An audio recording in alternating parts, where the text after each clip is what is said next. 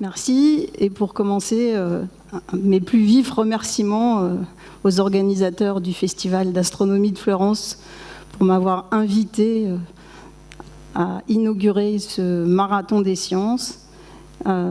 J'avoue que participer à un festival d'astronomie me remplit tout particulièrement de joie, donc je suis très heureuse d'être là avec vous aujourd'hui.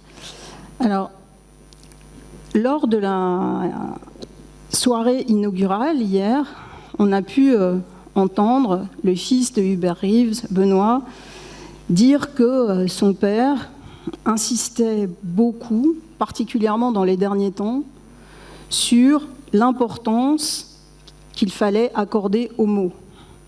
Il a pris comme exemple hier trou noir, mais il est évident que le terme d'infini est aussi un de ces mots qui mérite qu'on s'y arrête. Le titre du marathon des sciences, ça ne vous a pas échappé, c'est infini avec un point d'interrogation. Et donc, bien sûr, il va s'agir de construire un peu ce questionnement. Or, il revient à la philosophie de commencer. Il me semble que ça tombe bien, parce que ça aurait été sans doute beaucoup plus compliqué de terminer par la philosophie, parce que la philosophie est met justement en place un travail sur les mots, et c'est sans doute une des manières, pas la seule, mais une des manières par lesquelles la philosophie se distingue des sciences. La philosophie n'est pas expérimentale, mais par l'intermédiaire justement du travail sur les mots, et des mots qui permettent notamment de mettre en forme les expériences des scientifiques, eh bien, elle peut dialoguer avec les sciences. Donc, je vais commencer par un temps d'introduction avec cette question. Qu'est-ce que la philosophie a à dire de l'infini qui ne se rabatte pas, qui ne se dilue pas dans ce que les différentes sciences qui sont représentées ici et qui s'exprimeront ont à en dire?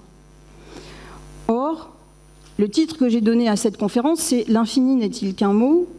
Et si j'ai donné ce titre, c'est justement pour souligner le fait que la philosophie opère un travail critique sur les mots.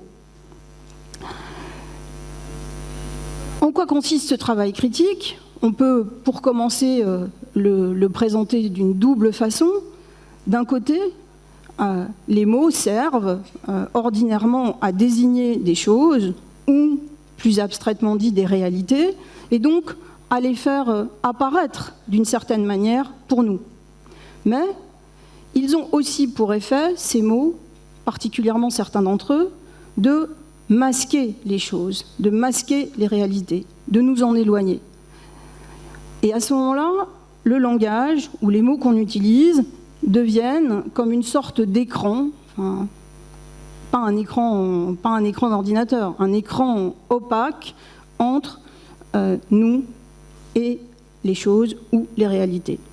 Mais, deuxième aspect, si les mots nous permettent de penser, il est effectivement complètement impensable, impossible de penser sans les mots, eh bien, ils constituent aussi un obstacle, notamment parce qu'ils sont susceptibles parfois d'être très généraux, très abstraits et à ce titre très équivoques, et c'est évidemment le cas du terme infini. Donc, de proche en proche, je voudrais essayer de voir ce que nous disons et ce que nous parvenons à penser quand nous parlons d'infini. Si on part de la langue française commune, le terme d'infini est utilisé soit comme un adjectif, soit comme un substantif. Comme adjectif, il vient désigner une certaine chose qui n'est pas l'infini, mais qui est supposée avoir les caractéristiques de l'infini. Par exemple, on va dire d'une tâche qu'elle est infinie, et on pensera aussi bien au tonneau des Danaïdes, remplir un tonneau percé de trous, ou bien on pensera à Sisyphe qui, jusqu'à la fin des temps, est condamné à rouler son rocher. Mais l'infini, c'est aussi un substantif, et à ce moment-là, c'est comme si, quand on utilise ce terme, c'est comme si on avait affaire, ou on est supposé avoir affaire, à une réalité à part entière.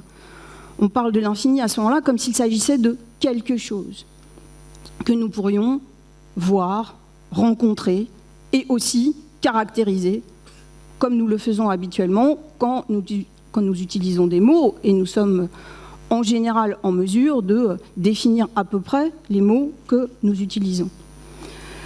Or, le travail critique de la philosophie se justifie ici particulièrement parce qu'on peut avoir une sorte d'inquiétude, voire de soupçon par rapport à ce terme d'infini. Est-ce que ce terme n'est pas si vaste qu'il est en lui-même porteur de beaucoup d'incertitudes et de nombreuses équivoques? On peut expliciter ce point par deux questions. D'abord, la question du référent. Est-ce qu'il existe un référent identifiable, un quelque chose qui correspond au terme infini? Autrement dit, est-ce qu'on est susceptible de considérer qu'il y a une réalité de l'infini? Il ne faut pas oublier, s'agissant des mots, que bien souvent, particulièrement les substantifs, nous font croire à des réalités qui, en fait, n'existent pas. Donc on a un premier point quand même, et je pense que ça va courir pendant toute cette journée, qui est celle du fait de l'infini. S'il y a un fait de l'infini, comment ce fait se manifeste-t-il? Et la deuxième question du référent donc, mais question de la définition. Est-ce qu'on a accès, et à quelles conditions, à un concept déterminé de l'infini? Concept déterminé, ça veut dire qu'on sera capable de faire la différence entre l'infini et ce qui n'est pas lui, entre l'infini et l'incalculable, l'illimité, etc., etc. Donc, est-ce qu'on est en mesure de distinguer l'infini de ce qui n'est pas lui? Bien sûr, du fini aussi. Mais... Bon. Alors, on peut tout de suite dire, ça sera manifeste au cours de cette journée, que l'apport des sciences est à ce niveau décisif. Et que les sciences nous permettent certainement de faire la différence entre ce qui existe en matière d'infini et ce qui n'existe pas. Mais les sciences nous permettent aussi de caractériser ce qui existe et de découvrir, d'attester certaines des propriétés qui seraient les propriétés de l'infini. Sauf que, comme l'a indiqué rapidement Bruno il y a un instant, les sciences sont d'une part en constante évolution, elles ont une histoire, et par ailleurs, elles sont riches d'hésitations et de controverses. Enfin, elles sont plurielles. Ce marathon des sciences en témoigne à l'évidence.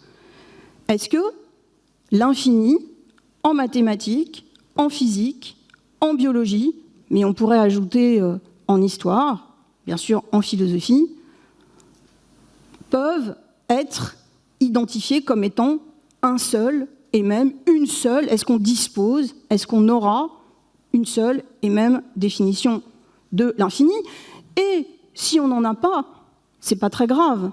Mais qu'est-ce qu'on va faire des divergences et des différences concernant cette définition de l'infini? Or, pour poursuivre ce travail critique, on peut ajouter quelque chose dont chacun d'entre nous fait l'expérience. C'est que lorsque le sens des mots flotte, lorsqu'on utilise un terme sans très bien savoir s'il renvoie à une réalité ou pas, notre imagination se met au travail. Et ça nous aide, au moins dans un premier temps. Si on parle de la fée Carabosse ou du Père Noël, on a des images, nous avons des images qui correspondent. On sait à peu près à quoi ces termes renvoient, même si on est dans l'ordre de l'imaginaire. Cet imaginaire, il a été dessiné, il a été figuré, et on peut donc y avoir accès. On a une espèce de représentation de cet imaginaire.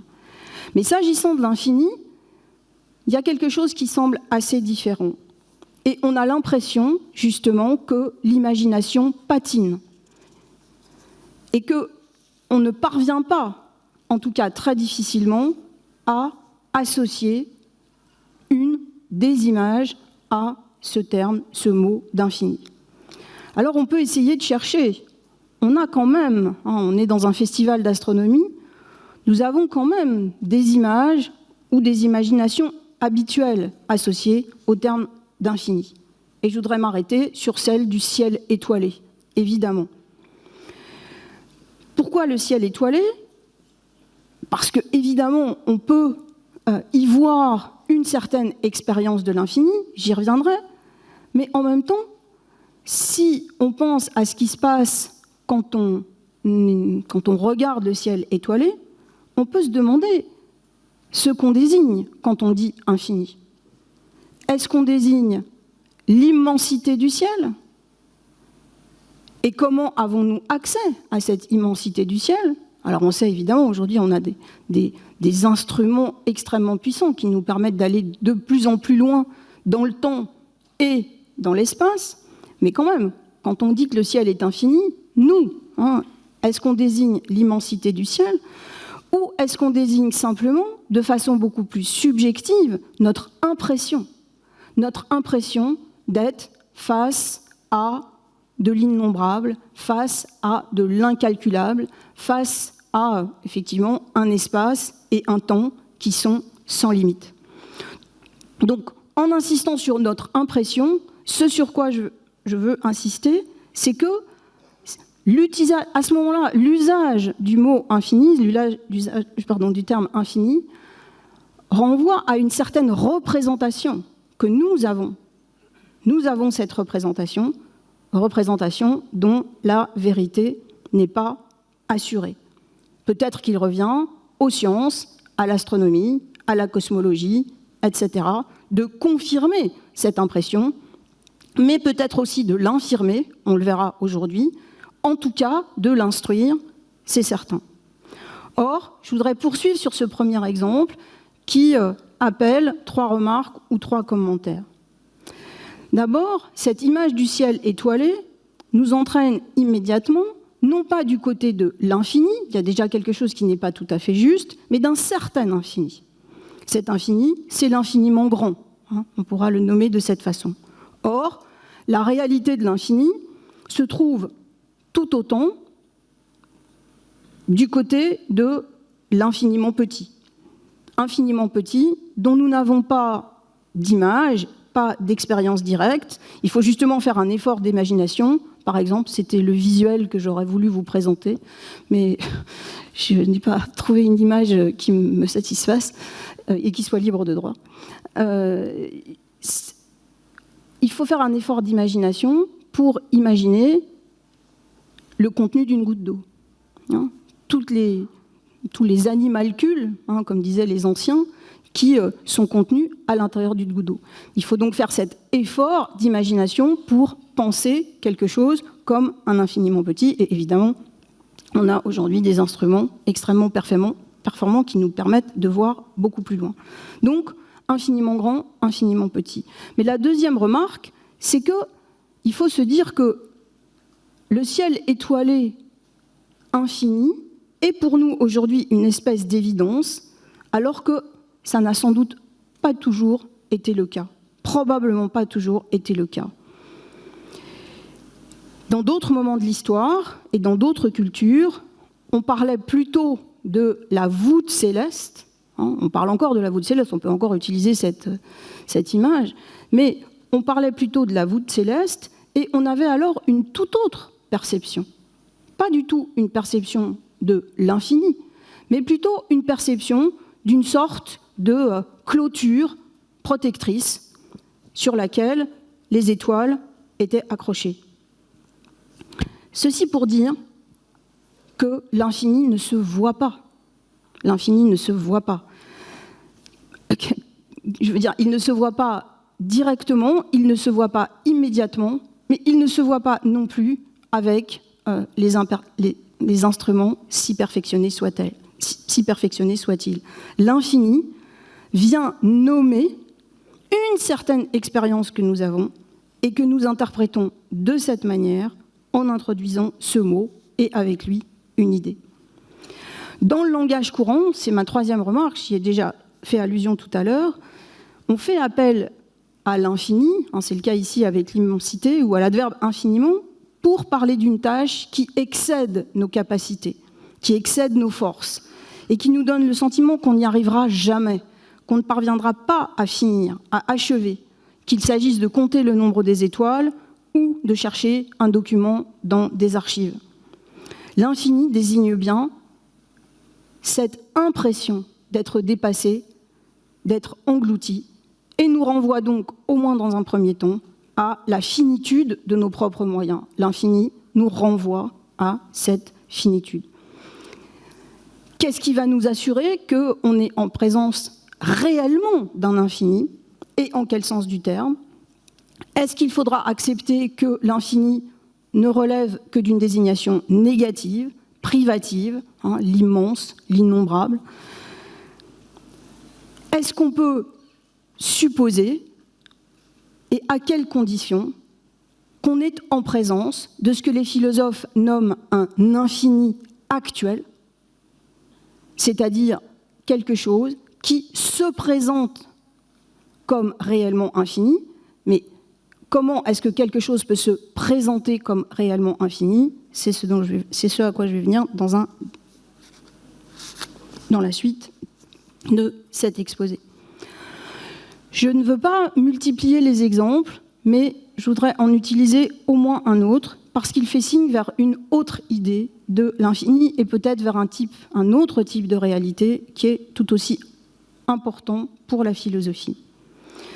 Si on considère non pas le ciel étoilé, mais les relations que nous entretenons les uns avec les autres, humains, nous autres humains, ici et maintenant, il arrive que l'on exprime à quelqu'un sa reconnaissance ou sa gratitude infinie. Ça peut être à quelqu'un, ça peut être une entité, mais je vais garder ici quelqu'un. On pourrait y voir, certes, une forme d'emphase langagière, mais je voudrais prendre l'expression au sérieux. Et si on prend l'expression au sérieux, elle renvoie plutôt à, là aussi, une certaine expérience, c'est-à-dire une conscience de ce que l'on doit à quelqu'un. Et ce terme, l'usage de ce terme, exprime d'abord une disproportion, peut-être une incommensurabilité, pas de commune mesure, incommensurabilité, entre ce qui a été reçu et ce qui pourra être rendu ou donné en retour. Je ne pourrai jamais rendre ce qui m'a été donné. Mais ça n'est pas la seule chose qui est impliquée dans cette idée de reconnaissance ou de gratitude infinie. Si quelqu'un m'a sauvé ou a sauvé quelqu'un de mes proches, dans un mouvement de pure générosité, peut-être au risque de sa propre vie, ce choix et cette décision d'agir ont quelque chose de radical, d'absolu. Et c'est ce qui explique le recours à ce terme d'infini. C'est ce qui explique qu'on puisse parler d'une gratitude infinie. Ce choix et cette décision appartiennent absolument à celui qui a agi de cette façon et qui aurait très bien pu agir tout autrement. Donc, je reprends les différents exemples. Dans ce cas, c'est encore un sujet, c'est encore une personne qui, par ce qu'elle éprouve, ici cette gratitude, donne la mesure de l'infini. Et donc, on pourrait considérer, en ce début de journée, que c'est peut-être la finitude du sujet, notre finitude de sujet, qui, par négation, fait exister l'infini. Le terme même est construit sur une négation, en soulignant évidemment que l'infini du ciel étoilé, l'expérience qui correspond à l'infini du ciel étoilé et celle qui correspond à la gratitude, doivent être analysées dans des ordres différents. Deux chemins semblent se dessiner ici. L'expérience du ciel étoilé et l'impression d'infini ont vocation à être complétées, modifiées par les savoirs scientifiques. Et on peut considérer qu'il reviendrait aux sciences, dans leur pluralité, de produire l'objectivité de cette impression, de cette expérience que nous avons en même temps qu'une définition de l'infini qui permettra d'en régler l'usage. Toutefois, je dirais que s'il peut revenir aux sciences objectives d'opérer de cette manière, c'est seulement jusqu'à un certain point. Pourquoi ? Je me réfère ici à Pascal, qui a dit cela de manière on ne peut mieux, je crois. Quand Pascal écrit dans les Pensées « Le silence éternel de ces espaces infinis m'effraie », il se situe sur un plan existentiel que les sciences objectives ne peuvent assumer. Donc, même si les sciences produisent cette caractérisation objective, il n'en demeure pas moins que notre impression face à l'infini demeurera. L'exemple de la gratitude, lui, évidemment, invite à réfléchir à la place de l'infini dans un ordre éthique dont je m'efforcerai de dire un mot. Bon. Donc, on a vu là, au terme de ce moment introductif, que la question, le travail critique nous permet de nous demander si l'infini existe vraiment, qu'est-ce qu'on peut entendre par là, mais il faut y ajouter maintenant la question de la nécessité proprement conceptuelle de l'infini, ce qui va nous faire franchir un pas de plus, c'est-à-dire pourquoi fait-on appel à l'infini ?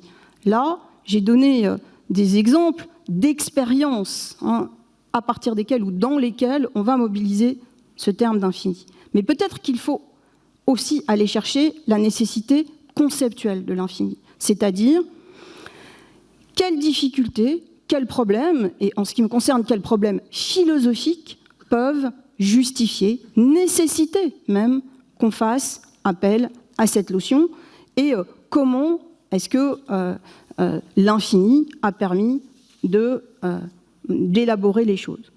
Bon, j'ai choisi, dans ces 45 minutes, j'ai choisi d'insister sur 3 moments conceptuels qui me semblent particulièrement importants, 3 moments qui vont permettre de faire apparaître les difficultés de cette élaboration rationnelle de l'infini. Je les énonce, je leur ai donné des titres. Premièrement, l'infini comme illimité ou la mise à l'épreuve de la raison. Deuxièmement, je m'intéresserai à un balancement entre l'infinité de la nature et l'infinité de Dieu. Et enfin, troisièmement, je m'intéresserai à la place de l'infini en l'homme, c'est-à-dire au problème de la liberté. Je commence donc par l'infini comme illimité et cette mise à l'épreuve de la raison. Historiquement, les mathématiciens qui interviendront après moi y reviendront certainement, historiquement, au 5e siècle avant Jésus-Christ, les mathématiciens grecs découvrent qu'il est impossible d'établir une proportion entre le côté du carré et sa diagonale. Autrement dit, aucune combinaison de nombres entiers, aucun rapport de nombres entiers ne permet d'y parvenir.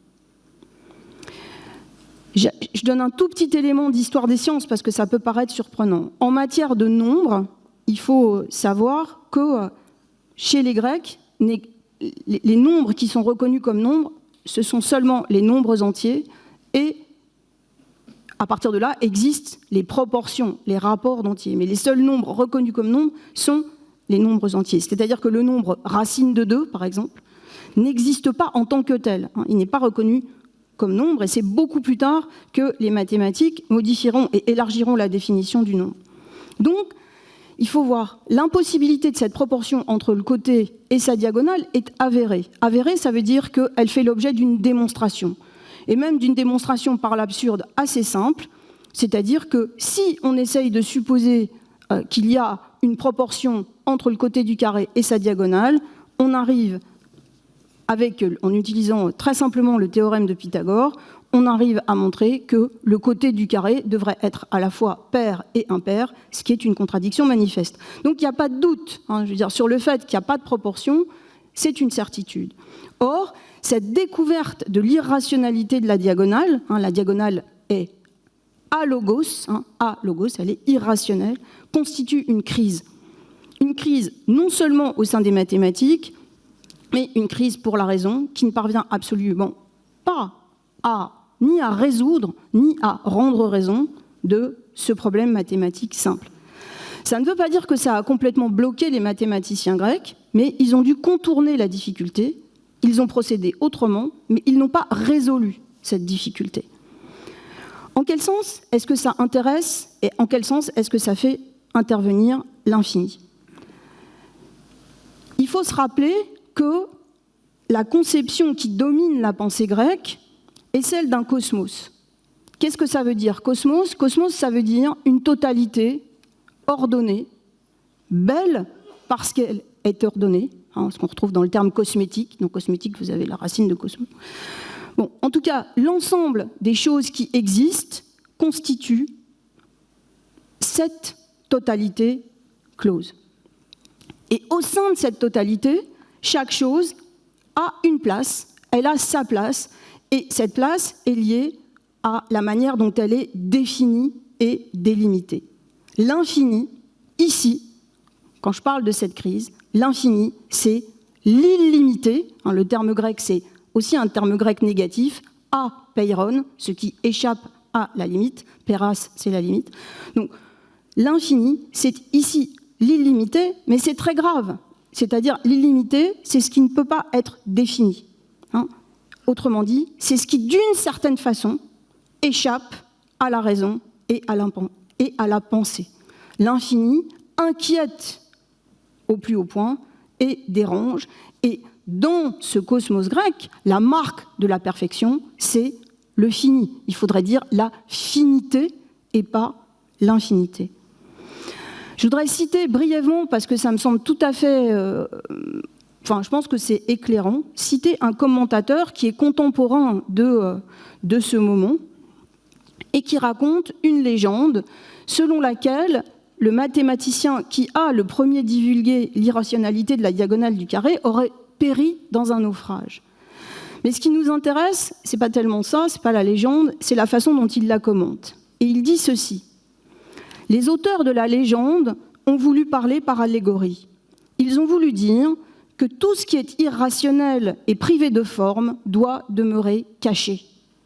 Que si quelque âme veut pénétrer dans cette région secrète et la laisser ouverte, alors elle est entraînée dans la mer du devenir et noyée dans l'incessant mouvement de ses courants. Donc l'infini, c'est-à-dire l'illimité, au sens du non délimitable, est du même ordre que le devenir, par opposition à l'être. Et c'est ce devenir qui met la pensée en échec. On peut juste rappeler ici que la distinction entre l'être et le devenir est une des distinctions fondatrices de la philosophie. Il suffit de penser à Platon et Aristote, dont, en un sens, tout le travail philosophique, en tout cas une grande part du travail philosophique, on pourrait mettre à part donc, une grande part du travail philosophique consiste à chercher à définir ce qui est. Or, pour définir ce qui est, il faut pouvoir distinguer une chose de ce qui n'est pas elle, il faut pouvoir poser des limites. Il y a évidemment de très nombreux dialogues de Platon qui suivent ce fil, qui suivent cette question « qu'est-ce que ?», et qui cherchent justement à séparer une chose de ce qu'elle n'est pas. Bon. Autrement dit, il n'y a pas de science sans définition, pas de définition sans délimitation, et l'infini, ici, désigne tout ce qui met en échec cette recherche. On pourrait ajouter, mais je ne vais pas le développer, parce que, j'y fais allusion parce que ça va dans le même sens, mais je n'ai pas le temps de le développer, qu'à ce moment-là sont aussi énoncés toutes sortes de paradoxes que vous connaissez bien, je pense, notamment, donc ils sont énoncés par Zénon, mais notamment le paradoxe de Achille et la tortue, et ce paradoxe consiste à montrer que par une certaine façon de raisonner sur le trajet parcouru, que Achille ne rattrapera jamais la tortue. Évidemment, on peut considérer que c'est un sophisme, mais ce qui est intéressant, c'est que en procédant de cette manière, Zénon cherche à montrer l'impossibilité du mouvement. Donc là encore, c'est le devenir qui est en question, le mouvement, et il cherche ni plus ni moins à montrer l'impossibilité du mouvement. Il se trouve que ce paradoxe, la résolution de ce paradoxe, implique d'une certaine façon la considération de l'infini, mais on y reviendra peut-être par ailleurs. Donc la première occurrence de l'infini que je retiens, c'est cet infini comme illimité, cet infini qui dérange, cet infini qui constitue un obstacle à la pensée. Il y a deux voies de sortie par rapport, enfin, on va dire, il y a deux voies de sortie par rapport à cette compréhension négative de l'infini. La première se situe sur le terrain mathématique et elle va consister d'abord, c'est pas la fin de l'histoire, mais elle va consister d'abord au XVIIe siècle par l'invention du calcul infinitésimal, parce que cette invention du calcul infinitésimal va permettre d'être en mesure d'associer un nombre à une grandeur quelconque. Et cette invention du calcul infinitésimal, Leibniz le dit très bien, Leibniz n'est pas le seul inventeur, il y a aussi Newton, il ne procède pas de la même manière, mais je ne veux pas me perdre dans ces voilà, on peut dire que là, pour le coup, c'est anecdotique par rapport à ce dont il s'agit, mais Leibniz a une expression très forte, il dit qu'il faut sortir la pensée du labyrinthe de la composition du continu. Or, le labyrinthe de la composition du continu, c'est justement la difficulté que rencontre la pensée lorsqu'elle doit, comme c'était le cas avec la diagonale du carré, penser la continuité et associer un nombre à cette grandeur continue. On peut simplement rappeler, puisque c'est au fond quand même quelque chose qui est à la source de ces difficultés et de ce paradoxe, qu'il est impossible de composer le continu à partir d'éléments discrets. Vous pouvez assembler autant de points que vous voulez les uns à côté des autres, vous n'aurez jamais une droite. Il faut composer le continu, et la composition du continu implique autre chose que cette association d'éléments discrets. Donc sortir du labyrinthe de la composition du continu, ça a impliqué avec Leibniz l'invention du calcul infinitésimal, et en fait, il fait intervenir une nouvelle notion, il appelle ça des infinitésimales, donc des sortes de, on pourrait dire, de distances très petites, mais surtout qu'on peut faire diminuer autant qu'on veut. Il appelle ça des quantités évanouissantes. Bon, c'est de cette façon qu'il jette les bases de ce calcul. En même temps, on peut dire que ce qu'il fait là, c'est assez efficace pragmatiquement, ça permet vraiment de sortir des difficultés concernant la continuité, mais les mathématiciens ultérieurs considéreront que ça n'est pas complètement rigoureux et que Leibniz n'est pas en mesure de définir vraiment ces infinitésimales. Ça aussi, on pourra y revenir, je ne le développe pas davantage. Donc ça, c'est première manière de sortie. Il y avait un problème mathématique et on sort de ce problème mathématique. Mais la deuxième manière de sortir de cette compréhension, on va dire, négative de l'infini, repose sur un changement majeur qui a eu lieu dans la conception de la nature et qui permet de l'envisager, cette nature, comme une infinité physique réelle. Et ça, c'est un bouleversement majeur. Et ce bouleversement, il est lié à... Enfin, ce bouleversement, cette considération de la nature comme réellement infinie, c'est ce qui va m'amener à mon second point, infinité de la nature, infinité de Dieu. Donc, l'affirmation philosophique d'une puissance infinie de la nature, elle est historiquement associée à cette nouvelle science de la nature qu'est la physique mathématique, portée par Galilée et Descartes, physique qui amène à penser qu'il y a une unicité de la nature et une unité de la nature. Galilée dit que la nature est un livre écrit en langage mathématique. Autrement dit, tous les phénomènes naturels, et ça c'est complètement nouveau, c'est en cela que consiste, d'un certain point de vue, la révolution ce qu'on appelle parfois la révolution galiléo-cartésienne. Tous les phénomènes naturels, tous les mouvements qui y ont lieu relèvent des mêmes principes et des mêmes lois. Il n'y a pas de différence entre ce qui se passe sur Terre et ce qui se passe dans le ciel. La nature se déploie et se confond avec un espace infini qui, en plus, est géométrisable. Mais là, je voudrais aussi, à nouveau aller chercher Pascal pour voir la façon dont il justifie l'affirmation d'une infinité de la nature. Il dit, je le cite, « Tout le monde visible n'est qu'un trait imperceptible dans l'ample sein de la nature. » Donc, tout ce que nous voyons ne représente quasiment rien, un trait imperceptible, à l'aune de ce que la nature est capable de produire. Même si les instruments nous permettent de voir plus loin, et aussi loin qu'on aille dans le visible en grandeur comme en petitesse, la nature produira encore et sans cesse des formes, des êtres. Autrement dit, quoi que nous puissions sentir, quoi que nous puissions imaginer, la nature est capable d'aller plus loin. Il n'y a pas de limite à ce que la nature peut produire. Je cite à nouveau Pascal, « Nulle idée ne s'en approche, nous avons beau enfler nos conceptions au-delà des espaces imaginables, nous n'enfantons que des atomes au prix de la réalité des choses.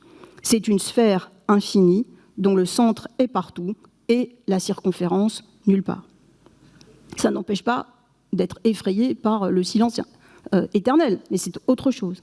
C'est une sphère infinie dont le centre est partout et la circonférence nulle part.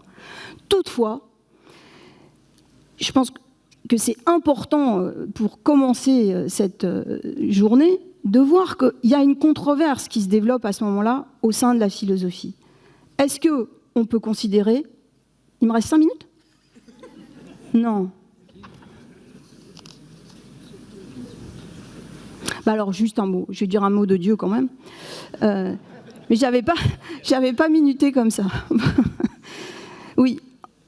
Donc, quand même, l'attribution... on va considérer Descartes, notamment, que la nature ne peut pas être dite infinie.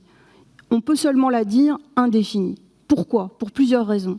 D'abord, parce qu'elle est un assemblage de corps. Il lui manque la pensée, il lui manque les âmes. Et ensuite, parce que le seul être véritablement infini, c'est celui qui a été en mesure de créer dans sa bonté cette nature et les hommes qui y appartiennent. Bon, donc seul Dieu peut être considéré comme positivement, l'entendement et la volonté de Dieu sont seuls positivement infinis. Alors comme je dois me dépêcher, je vais quand même faire quelque chose. Donc à la suite de ça, je voulais parler de la liberté. En tant que, pourquoi la liberté peut-elle être associée à l'infini ? Eh bien parce que la liberté en l'homme, et ça c'est pas simplement Descartes qui peut penser ça, c'est aussi quelqu'un comme Sartre, je veux dire, ça renvoie pas forcément à un lien avec Dieu, mais la liberté peut se penser comme une absence de détermination par l'extérieur, c'est-à-dire que c'est nous qui, en notre âme et conscience, nous déterminons à agir de telle ou telle manière.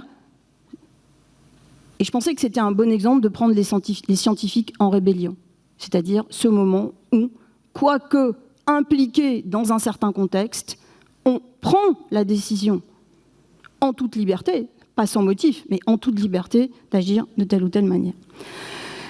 Donc voilà, mon troisième temps, c'était de vous parler de la liberté. Mais quand même, dans les minutes qui me restent, je voudrais terminer, pas conclure, parce qu'on ne peut pas conclure, mais terminer par le fait que ce dont nous sommes contemporains, c'est plutôt de l'urgence qu'il y a à prendre conscience des limites et de la finitude. Sinon de la nature, du moins de la Terre.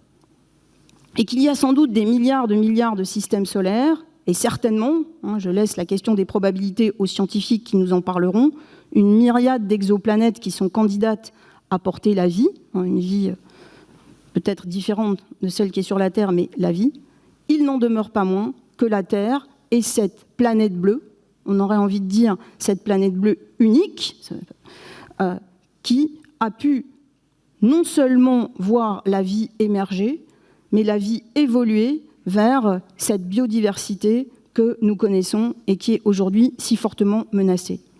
Donc, je dirais que sans revenir à une pensée du cosmos comme chez les Grecs, il me semble que la question de l'illimitation, illimitation de la production, illimitation de la consommation, devrait sans doute devenir notre question. C'est une question morale, c'est une question politique. Et je terminerai donc en vous renvoyant à l'image que vous avez certainement déjà vue, cette image de ce pale blue dot, ce point bleu, c'est-à-dire l'image la plus lointaine, la photographie la plus lointaine prise de la Terre, cette espèce de minuscule point bleu, pour dire que, précisément, notre liberté et peut-être se situe peut-être, notre liberté et notre liberté infinie se situe peut-être dans ce pouvoir de faire bifurquer le cours des choses, bifurquer l'orientation actuellement suivie dans une inconscience qui a quelque chose de stupéfiant. Voilà.